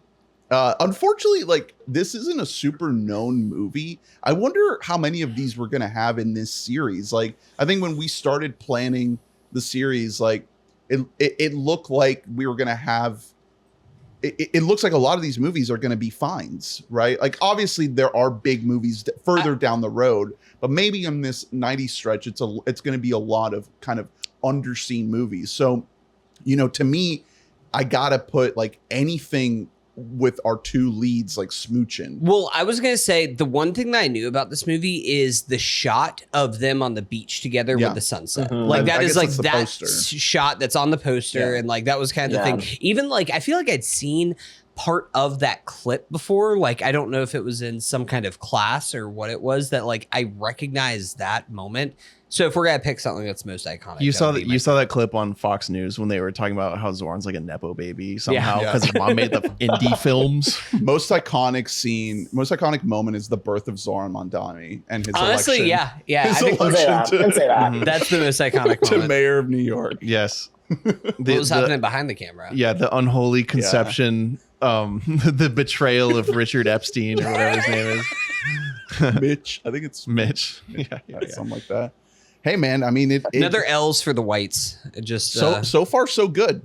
You know, you're there, Jess. Like you guys are on a good track. Like the we're living it, yeah. The buses are free. The grocery stores, filled, you guys. Yeah. The snow is gone from the sidewalks. The Democratic Party is finally pretending that they've liked him all along when they like absolutely hate him. When they're like, can we run anybody else? Yeah. Any other nominees for iconic moment? Yeah, I think it's good. Okay. Like Zohran. Beach. How many Denzels out of 5? I mean, so I wouldn't say he's the lead of this movie. This is an interesting Denzel because this might be a Denzel that we don't get again. Like how many roles did he do like this? This might be, I don't want to go crazy. This might be a 5 for me personally, just because it's like, no, we don't get to see this exact flavor ever again. No, but when he's is channeling he a heartthrob in this way? I know, but this is about the volume of Denzel. Yeah. I was thinking more of like a 3.5. This is not based on the quality of the performance. This is just about how Denzel is it. He is not like the subject of this movie. Yeah, it's not really about him. Yeah. Now, like, this is him honing the charisma aspect. And I think that's the biggest, like, he has to be more central to get, like, well, he has to be, he can't go over like a 3.5 for me because he is not what this movie is about. Although we do get a new layer of him. Like, I think he was channeling it. We've talked about a little bit in Mo Better Blues of like, what is he like as this, like, can he be a leading man in like a romantic movie? Do you buy him with like any viable female lead that you put on screen with him? So like in that way, yes, but he's not doing like insane Denzel in this movie. He's not like dialing up to 11. What he's known for? Yeah, we're coming up on a couple of things where it's going to be Denzel like in his fucking element. Denzel. That's doing fair. all the No, he's pretty measured in this, Yeah. like all things considered. But I mean, it is deserving of like a lot of credit. I was after Mo Better Blues, I was starting to worry that maybe it was going to be a little bit of a cruise thing where we never truly see him have chemistry with a romantic lead. You know what I mean? And he absolutely has it in this in a way that Cruise could never fucking dream of. Hey, Cruise has lots of charisma with like the other male leads in his films. You see Top Gun. This would make me think like, are we skipping some movies that maybe he does do this in? Like I started looking I'm sure we are at the Preacher's Wife, a Penny Marshall film. It looks like him and Whitney Houston might be going for something similar. I don't think that movie is as good as Mississippi Masala, but you know, in terms of him as it is kind of like Michael. Shout out Michael. I still have the VHS here. Shout out Michael. It is kind of it's a story about an angel coming down to earth. The Preacher's Wife. Really? Yeah. Wow. Yeah. Oh. So Michael, watch out. A lot of angel coming down to earth movies in the 90s. Preacher's Wife also 1996. The same year as Michael. Oh, what year did the Cage movie come out? As City of Angels. City of Angels. I think mid- that's 98. Wow. 98. Yeah. And they all suck. Hey, what are the odds? You haven't seen Michael. Come on. That's true. Have you seen Michael, Jess? You know, I'm sorry to say I haven't, and the poster is looking a little scary to me. Yeah. It's one of the great posts. What about Michael 2026? That also have not dabbled in. I'm curious. I mean, I've heard a lot about it. Hunter, you saw the best part about Michael is that did you see it? I have seen Michael. Oh no! Why did you do that? It's a bad movie. 2026. 2026 Michael. I've not seen 1996 Yeah. Michael. The best thing that's come out of it is that my wife has gone on a deep psychosis into the music of Michael Jackson. Of just like, and that's the best thing that could come out of this. she is on like a side of TikTok that I didn't know could happen, of like Gen Z just being like, hey, Michael Jackson was pretty damn good. Michael Jackson was like, yeah, there's like half that and then half like just really disgusting things, not about Michael per se, but about Joe Jackson, about how he was like the most evil man in the world. Well, that's like that's like who gets the crosshairs in the movie, right? Well, yes, but it's a very, the whole movie is neutered. I don't want to turn this into like a Michael podcast on like hour 2. But the whole thing with that movie is like, I don't necessarily blame Jafar, who's playing Michael Jackson. It's like a good karaoke. Like, it's really good karaoke performance, but also it's just karaoke. And like, every time that something is like serious that's supposed to happen in the movie, it is awful. Like, it is atrocious, which of course it is. Yeah, that's like exactly what I would have expected. He does do the dang moonwalk, and he like perfectly recreates some of the live performances. I'm like, oh, I like the music of Michael Jackson. At one point, Michael Jackson, I don't know if you guys know this, he actually solved gang violence. Yeah, with Right. with Beat It music video. Like, he brought Bloods and Crips together, and they never fought anymore after that. His live, a lot of like clips from his old live performances are going around on. Did you see the one on Twitter a couple days ago, Jess, where it was like in the late 90s and he staged a guy coming on stage and pointing an assault rifle at his head, wearing like military shit, and the whole, I know that GIF, and and people in the crowd are like screaming and weeping because like they think it might be real. Is that where that gift? I've seen that. And then so Michael, many times. like, he makes him stop with like the power of song, and the guy starts like crying. No one is doing it like that. Someone needs to do that. Sabrina Carpenter is not doing that. Come on. I mean, like, they're not doing it. By the time I became like a sentient young person, Michael Jackson was already. No, he was like the fucked. boogeyman. He was like terrifying. That was the thing. You say Michael Jackson to like scare people, and then it was like he was a joke. I do remember where And I was pedophile. watching his funeral live on MTV in my boxers, sitting on my family's red couch in the summer of 2009. Yeah. That was a crazy few weeks because it was him, Farrah Fawcett, and Billy Mays. Yeah, I was the most upset about Billy Mays. Yeah, I loved Billy Mays. He would have. I mean, I'm glad he's gone. He probably would have been manga. He probably would have been like the My Pillow guy. Wow. He definitely would have been. Well, he probably would have been in the administration. He'd be like Secretary of Agriculture. He would have been like the ShamWow guy. Yeah, it would be a position. He would just be like a Nazi. Like, it really would. No. He'd be like head of the EPA. Were his political opinions public? Maybe he was like a Green Party guy. Billy Mays. He's just like super libertarian. Political. Google Billy Mays Mamdani stan. Oh, guess what? He was a fucking Republican. Of course he was. Wow. Pork found in kitchen. I'm sorry. To say. He was like a big believer in the Iraq War. He's just like, guys, we just have to go a little bit deeper. He has the Republican face. I'm sorry. Yeah, he fully does. You know. I would have bet my life on that. He's terrified. Yeah, I mean, it's, He's like more of a Marco Rubio guy. He's like the ShamWow guy. Voice of reason. You know, the ShamWow guy made a movie called like Inappropriate Comedy. No, that's what I'm saying about the ShamWow guy is like a Nazi. Like, that dude's like insane. Yeah. So what's the best fit in Mississippi? Sorry, I'm just looking at the Michael Jackson, the assault rifle pushing the gun out of the way. So good. It's so great. I've never seen the live performance. I just know the GIF. I've only seen the reaction. Yeah. It cuts to the guy, and he has he's supposed to be the scary gangster, and then all of a sudden he has like these big wet eyes, and he's like, I understand now, sir. Well, the reverse GIF is always great when he's like, picks up the gun and points at it. So, that one's always good. What's our category? So best outfit, best fit. Do you think if Michael was around today, he would be in the Kia asylum? What's the best fit?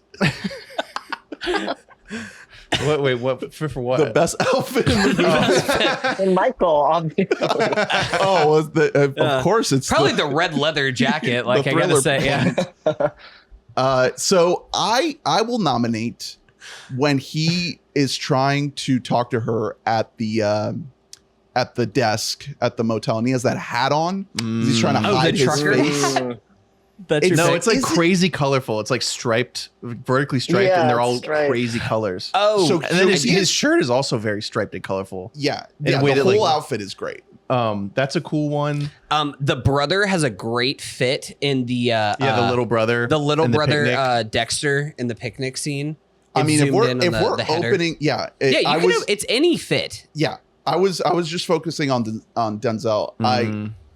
Pretty much every outfit that Mina wears is great. Yeah, they're insane. But, yeah, um, the if colors it's- are so nice. If it's just Denzel, I do like his fit in the opening because it makes him kind of seem like a nerd. His uniform. Yeah. Yeah, no, that's a fair nominee. He looks yeah. very like vertical Yeah. when he's wearing it because his hat's so tall. Mhm. You know. I mean, he had a lot of like knit polos that I like too. Yeah. Or like button downs. Yeah, that are very the one at the very club cute. at the Leopard Yeah, Lounge. That's that a one really I was nice like, one. great wait, one. that's a nice Yeah. yeah. That nice that polo. I would wear that. Gotta I get this want guy it. some Yeah. fucking linen. He's I'm gotta gonna be pick him sweating his ass with off. half tummy out. Yeah, the laying knit in is bed. not Mhm. Yeah, it's Actually, not- green tank top, belly Yeah. out. I think that's a great fit. He's that's he's the rocking summer it. vibe. Yeah. That's what I'm gonna try to be. That's the energy he'd Feeling. bring. on a landline. yeah. That's Bring cool. it back. That's kind of cool as fuck. Oh, what are you Uh, wearing? I'm wearing a t-shirt too. That's Old, crazy. older Indian homie with the mustache. He has a really great beach fit that's like a crazy pattern. Oh, that's button a up, very good and one. a flip up yellow hat. I love this guy. I don't remember what the character's name is, but the He's older so Indian dude. awesome. He's the same one who Yeah. comes in later on and is just like making sure that they're not going to get sued. That guy's a fucking scumbag. I love his energy. He's I'm really really into funny. it. funny. He's Yeah, such very a funny. slime ball. I mean, is he like he wasn't the one who was barging into Denzel's room? I mean, he kind of was. yeah, he was part of the. He was part of it. He wasn't the one. He was just going to be like, just let him go. Let Yeah, him he's not be." gonna. I mean, he's not gonna go in and get his ass beat like that other idiot. I mentioned this earlier. The dress to grill apron. Got to throw that one in there. That's the best Yeah. prop of the movie And- to have. The post credits like traditional Yep. sort of dress, right? Was that going to be your nominee, Jess? No, I'm reminding myself of the fits in that one I do love. We get the little glimpses of it. They're like twirling around and Denzel has on, the traditional kind of Indian clothes. They're cool. Give us some more. Give us some Yeah. more nominees for best fits. What do you got? It's such a random shirt, but it's like just he's walking down the street after their big kind of the fallout of the family finding out. He has like a yellow button down kind of polo too. Also very cute. A lot of I outfits. was like, there's so many. It's true. Sylvester Artiste III. Ooh. Oh, yeah. With the Jerry curl and everything, like the top to bottom fit And there. does that win? That's an insane one. It's a great one. He's It's bringing something an that's- insane energy. It is so like I thought he locked was in going to the become 90s, like the main character. just based on the swagger alone His that he name is brought now. Sylvester Artiste III. And he's wearing like a pinstripe suit. Like, what's going on? Wow. I like how much his ex just is like not in the movie. After you think it's going to be a big like, oh, Like I a gotta love choose. triangle kind of thing. Mhm. Yeah. He just like the second he sees her for a second time, he completely blows her off, and they go. To, It's like, not a pinstripe suit. It's like a bedazzled suit. It's it's the type of shit that Spike Lee was wearing in Mo Better Blues. Yeah, honestly, yeah. What else? Any other best fit nominees? No, what's the next category? I think that's it. I think we did it. Wow, Wow. wow. We did it. Mississippi Masala. Any other thoughts on the film, Jess? Good job. Anything that we haven't said about it? It's just a delightful movie. I love it. My friend on Letterboxd, her review is, it feels like a child's hand on your cheek, Yes. Aw. which I think is such a perfect, like, that just encapsulates it. So What are your check it out if you haven't. What are your other Denzel tops? Yeah. Okay. Yeah. When you guys were doing the list, I was like, damn, I actually haven't seen a ton of these. But I mean, Training Day, I've seen, of course. Remember the Titans. I enjoy Fences. What can I say? I'm a big Viola great Davis fan, Mhm. so I love that. Yeah, those are kind of the main ones, I think. But yeah, I'm looking forward to watching some more of We him. gotta- I did get to see him on Broadway last year, which was really cool. Wow. Oh, Othello? In real life, yeah, Yeah, Othello. Othello. Was that good? That's awesome. I heard mixed things. The production bad, Mm. but it was cool to see him. Yes. Why was their production bad? Quick review. They can't do Shakespeare just normal. Like they always want to do some weird shit with it, and like the set is bizarre. I'm like, can we just like be normal about it for once? Like, But and Jake Gyllenhaal, I love him, but he was on I don't know what he was doing. Oh, that was with Said with love. Jakey. Said with love to Jake. I cannot- Jess, I'm so glad that you said that. I'm so fucking sick of every time that I go to the art house theater in town, Enzian, and they show like theater yeah. coming on screen, and it's always like millennial coded Romeo and Juliet, Yes. where they're like doing like memes at each other, and I'm like, I want to fucking kill myself. Just do Romeo and Juliet. Like we It's don't terrible. need to do this. They look like they're in a bunker. Like it's so. It's so bad. I cannot imagine Denzel and Jake Gyllenhaal getting along at all. That seems like putrid vibes off It's set. tough. Also, in those previews, what is that, like National Theater Live? It's always somehow Andrew Scott. It's always Andrew Scott's He's always there It's in the always- theater. it's like, oh, there's Yeah. another one. Yeah, Okay. always. And he's always Yeah. great. You know, Yeah, he's awesome. we have a little time if you want to do a quick little catch-up corner. Jess, what have you been watching? Oh, what have I? Okay, you know what? Sheep Detectives. Oh my god! I've been Preach wanting on to it. talk to you about Yeah. this. You got to give us the Sheep Oh, Detectives review right now. It was lovely. I was really hoping to like it, and I did. Thank God, because otherwise I would have killed myself. It was so cute. I loved the sheep. It was just a fun whodunit, but so much heart. Like I genuinely cried at the end. The cast was very good. Nicholas Braun actually did a good job. Is he a sheep? He's not a sheep. Okay, he's so a cop. We do see So him. ACAB, Good. but you know, ACAB includes he's a British Sheep cop, so they're a little, you know.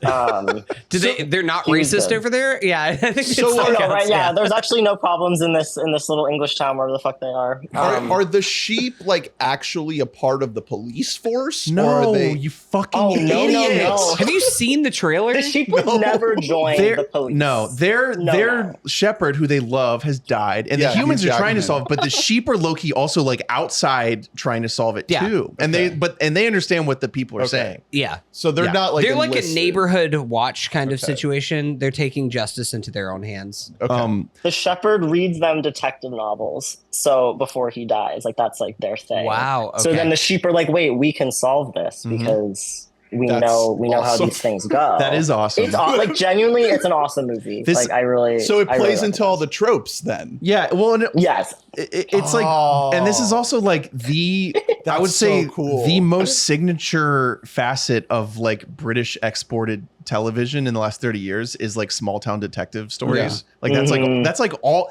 Have you gotten on BritBox before? That's all there is. Yeah. On It's BritBox. such a thing. Yeah. Yeah.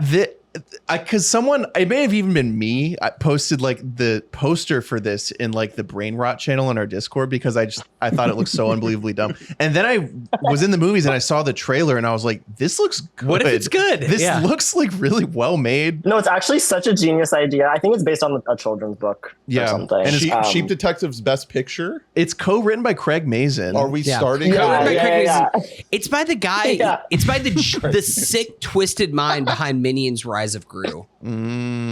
There's a lot of Minions actually things that I'm Oh, seeing yeah. here. He This just is his only does follow-up. Minions related and Despicable Me related things before this. He was an His passion animator. project. He worked on The Mask, Jumanji, Bugs Wow. Life, Toy Story 2, Monsters Inc. Kyle Good for Balda. him. Okay, so that's like the number one thing Yeah. you've ever seen in your Right. life. Yeah, it's in Letterboxd 4 for Where sure. would Denzel fit in the Sheep Detectives? Ooh. I think I would love to see him try to be the shepherd. I think that could be fun. That could be interesting. Remake Hugh the Jackman Sheep erasure. Detectives every 5 I'd be years. curious. I'd be curious. Bryan Cranston gives an incredible voice performance, can I just say? So be on the lookout for that. I said before we started recording that the Pit season 2 tangents were allowed, and then one never happened. So this is your chance. We got too focused to get your. Oh yeah, this was such a focus. We're too focused. As I talked about Michael for like 12 minutes. This is your chance to get your takes off. How? What do you think of Pit season 2? We haven't done an episode on it. Yeah. Right. Yeah. I thought it was great. I wasn't as affected as I was the first season, but I think like what I think maybe Drew, you were saying, it's hard to kind of top what they did the first season in terms of like a shooting, which is fine. Like I liked how this season was very much just about kind of like the banality of their job and just like the bureaucracy and all this bullshit that they're deling with. And the boss being a fucking asshole. Yeah, and Robbie being an asshole and struggling big time. I just had a hard time with the discourse, and I should just get off Twitter. Like, it's my own fault. I should just stop. The discourse was really bad. Twitter really shit was stupid. insane. It was tough. Yeah, people like, are just crazy. I have to just believe they've never seen a show before. Like, there's no other explanation. It's really crazy. So you're talking specifically about like the complaint or the complaints about like the how the information is given out about Robbie's struggle and like how that's kind of seeded throughout the season and people like trying to make a bigger deal than what it is. That's part of it, yeah. And I see people just genuinely confused about what's happening and like not thinking it's intentional in the show and being like, I don't think the writers realize that this is like a sexist theme. Exactly. Yeah, like, that's a huge one. They wrote that for a reason. Yeah, like it's crazy. They're like, yeah, does Robbie realize that like he's not the good guy? It's like, yeah. Dude, that's super basic. Again, it's just people who don't know how to use critical thinking skills. They're just like, I only watch things where there's good guys and they just do good things. It's like, you don't know how to use your brain. It also, to your point, it's definitely not like non-TV watchers because it's Babies a lot of it is people show. who take like quick little like red carpet interview snippets and extrapolate on it like and come to really really wild conclusions of like crazy thing. They all think he's racist as fuck. It's like where huh? Where are you getting this from? Like that is a thing that happens, but like you're taking like a one word response that has nothing to do with anything. A lot of people think that like the fact that Supriya Ganesh is leaving the show, that there's like drama. It's because they're it's because there's like a dark conspiracy going on. Where in reality, somehow. if you listen to anything since the beginning of the show, they're like, the beautiful thing is that this is a teaching hospital, so we can just shuffle in out the cast and flush things up. But they're like, and this whole we got rid season, of the brown one. I bet that choice came from the top. This whole fucking season's been about her, how she should leave. Yeah, she doesn't like the job. Arc, I would have been upset if she was still there next season. It would have been like Good Will Hunting. My favorite tweet I saw about that was like, why would I get invested in a show and a character when they're going to leave? And I was like, well, sometimes characters leave shows Why would for you, various reasons. Why would I be friends with this person if one day they're going to die? Yeah, why let love into my heart? If we'll all perish. You fucking idiot. That was my favorite one. It's really... Yeah, I did like all the crazy people on Twitter like shipping every single character though, and being like super horny about every. No, but the fan cams are was great. So real, especially because it started, like the Kingdon, as it's called. That was kind of the intro foray to it. And that one makes me more upset than literally anything because that is the sweetest little friendship in the whole show. Yeah. It's one of the only pure relationships in the whole show, whereas they just genuinely like each other. But then it devolved into Dr. Cassie McKay just wants to fuck every woman in the hospital around her. I know. Dana Dana is like grooming the young nurse. And then you know what didn't help honestly is that they were right about fucking Santos and that surgeon. Yeah. That fed into it kept a little the bit. door open for every single. That was cool though. I mean, I will allow that one. No, of course. It makes sense, and I liked it. Like, no, and they like planted that season one, like they were doing their little looks and whatever. Yeah, so that I'll allow. The other biggest one, I think, by far, is Robbie and the young guy Whitaker. Yeah, Robbie and Whitaker is a huge one. See, I love, but that extends to the actors. What I'm a fan of is I just want Santos and Whitaker just like queening out and watching Gilmore Girls at home. No, Like that's too that busy. side Yes. that I'm on. He's Is too like busy that. banging the farmer's girl. He's like raising a child. It's just Oh yeah, He he's is too a busy. father. Yeah. He's too busy stepping yeah, up. he's the dad who stepped up. Exactly. People were feeling him this season, though. I saw a lot of people kind of thirsting after him. I mean, Garrett Howell? I love the season. Yeah. Oh, yeah. I love the cast. I think the show keeps the belt as like the best of the year. I agree with you. I think that it's about halfway through this season. I just kind of had a point where I reset my brain of like, this show isn't trying to. It's to the point that you made, Jess. Like, we're not going to have a big event like a shooting every season. How could they? It would have to be like fucking they can't do 9/11. That's not sustainable to do the show. Like they reset and there's like, no, we're gonna become a character focused show. And I think whenever I got that, like, I think this season is like just as good as the first season. It's just not the first It's one we've different. seen. Yeah, it's different. In the first season, we had the novelty of like, oh my god, this is so high quality. It's every single week. Like the format of it was new to us. We were meeting these actors for the first time. You know, it had the novelty, and I think it's on the same level. I think it's just a matter of they downshifted a little bit, and we already know what to expect. But like, we can't take for granted that we're getting like a prestige medical procedural one season per year that is like this complicated. And it will be like, it's a little bit goofier. Like we kind of talked about in the Discord of like, you just in the background for like 6 episodes, you just see a woman with the worst sunburn you've ever seen in your entire life. Like it's just Sunburn like, girl. there's like little kind of comedic moments, but then also you'll have a scene like the death of our guy. Louis, yeah. Louis. And I'm like rip. sobbing like while watching this episode of TV. And so it can do it all. The one that got me was the cancer mom Oh, all of that is saying goodbye. That to was her whole heartbreaking. family. That was like 4 episodes of being like, Jesus you can just Christ. cut to It's it tough. and like press that button But over and over again. The episode where she finally goes, I think, is the same episode where they have like the dismembered leg. And they're like tossing it around. Like this show can do both. Again and again, it just surprises you how it's like, oh, we're gonna have a guy being like, whoa, I got this loose leg, and then cut to like the saddest thing you've ever seen in your life. What are we gonna do about Ogilvy?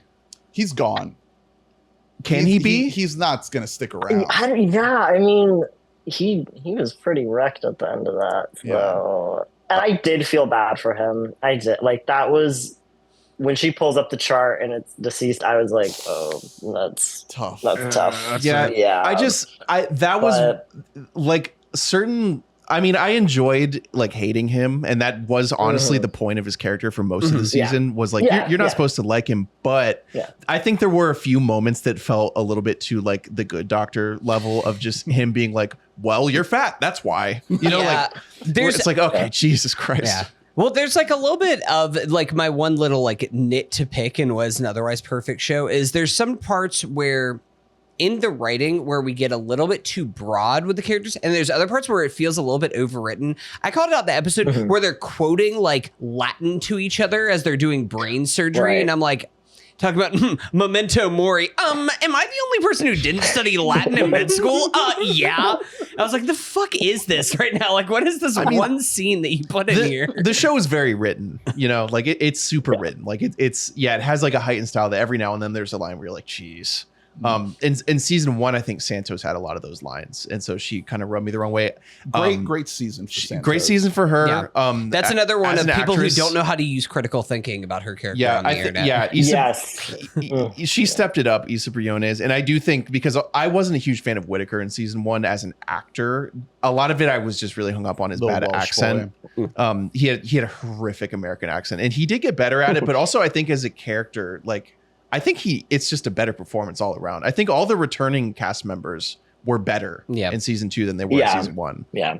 And in season 3, you know, we're losing Supriya Ganesh. We're gaining I think the night shift doctor who comes in toward the end, who I really liked, the one who sort of coaches up Mel before she goes up for her deposition. Yeah. And then And then also another one of the night shift doctors that comes in toward the very end, who's in just season 2, he's been in a few things, but he's going to become main cast, and I really, really enjoyed him as well. And Homeboy, the Mateo?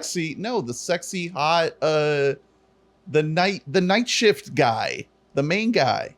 What's his name? Abbott. Wait, you're talking about Abbott? Oh, Abbott. Oh, hello. Sexy. I just want just give me a season of Night Shift. I want like Javadi to pick up a night shift and just be like hanging out with Mateo there again. I was spending Mateo's the whole out season there. like, where's Mateo? Yeah. Where is he? Get And him then you back just see here. him back there. It's like, oh, Mateo's got the night shift juice that made him hot. He's got a beard now, Yeah. to show that he works He night looks good. shift. Yeah, I know. The beard was good. It was good. I want Robbie and Abbott to like kiss.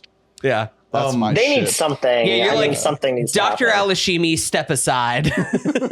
Wait, I loved her, you guys. Yeah. Her Dude, character she's was so so good. great. Oh She my was- God. Yeah, Septima what a Afi. great addition. Like that whole arc. I wonder. I wonder. There are a lot of questions to be answered for next season. Like, when are we picking back up? Season they 2. said that in an interview the other day. It's What? November. We're doing a cold Same season a cold or season, same year, I guess. 5 potentially, months yeah, later. Yeah. Okay. What's like an injury-prone day in November? Like fucking Slipping on ice. Veterans Day. Yeah. Thanksgiving. Thanksgiving. Yeah. But they Abbott do like comes in in the military You know garb. how they always the fire department always like boils a turkey and makes it explode to show you that you shouldn't do that. Maybe. Maybe it's just all turkey explosions. All day. That's it. That's what will have happen. Well, if we do have Veterans Day, then that gives more of an excuse for Dr. Abbott to come in just like in his military gear. Mm-hmm. True. I don't know. I'm really excited. Yeah, this is about as good as it gets, you know, TV wise. It's so well crafted. It's crazy. Mhm. Like it's yeah. I don't certain actor like Patrick Ball, who plays Langdon, I being like as nice as possible. I don't know what else he can like do. I don't know how much range he's got as an actor. There are certain line reads that strike me as like pretty brutally bad every now and then. Even though I like him and I think he has the right vibe for the part, there's one. He has a line read when he's talking to Louis early in the season where he comes back in the room after getting interrupted and he's like, "So about those pills I stole from you," and it like stuck in my head for like it's been in my head since that day. Where it's like, man, you blew that one. You know, I think I actually like him more in this season than I did in season 1. Season 1, I couldn't get over the fact of how pretty he is. And I was like, a person that pretty has never worked a day in a hospital in their entire life. And this all season, the like, doctors should be busted. yeah, honestly, they should look like they haven't fucking Like they're slept. so fucking tired. Yeah, exactly. That's like- why, yeah, Robbie looks like fucking shit. Yeah, like, that's what you want. Patrick Ball, I do think like he wears trauma a lot better in this season. That like I do kind of buy him.